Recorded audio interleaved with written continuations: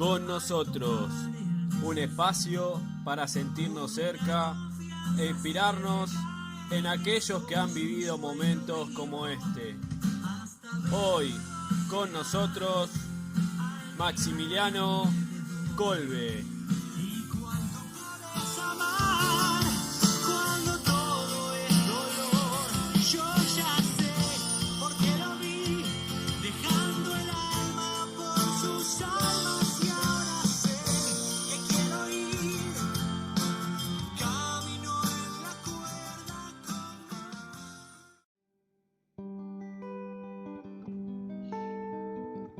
Escucho que se les hacen largos los días de la cuarentena y lo comprendo.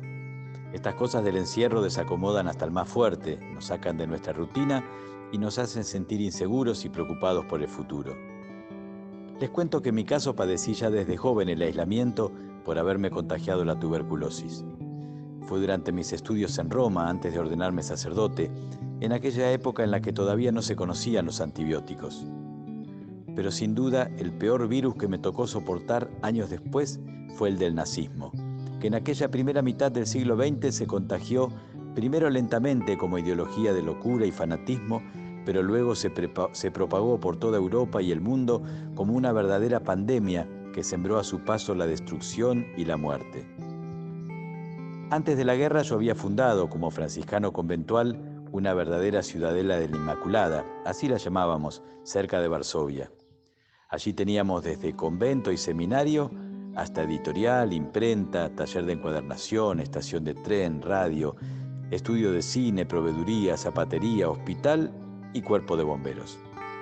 Nuestras revistas de difusión mariana, en ediciones separadas para grandes y chicos, pasaban normalmente del 500.000 de ejemplares mensuales y más de una vez llegaban al 1.000.000. Varios frailes franciscanos, por ejemplo, estaban dedicados casi exclusivamente a responder los miles de cartas que recibíamos todos los días en varias lenguas. Tuvimos también por un tiempo un diario de gran tirada.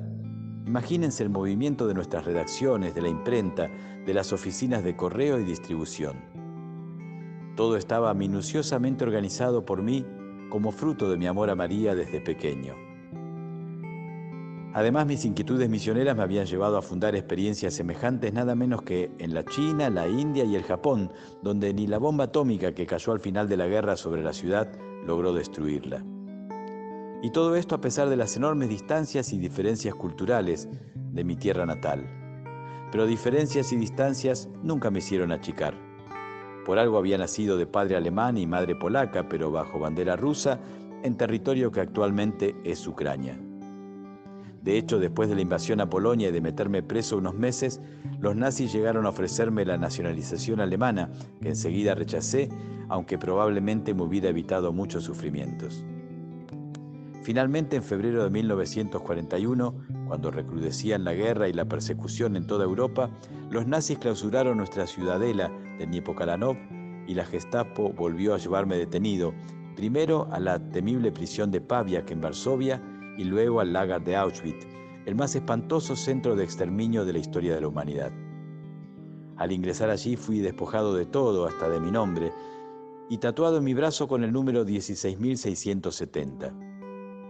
Un día de julio, ante la sospecha de la fuga de un prisionero, el jefe del campo nos tuvo a los 2.000 formados durante horas bajo el ardiente sol del verano para pasar lista públicamente y luego, en escarmiento, elegir al azar a 10 que morirían de hambre en un subterráneo miserable.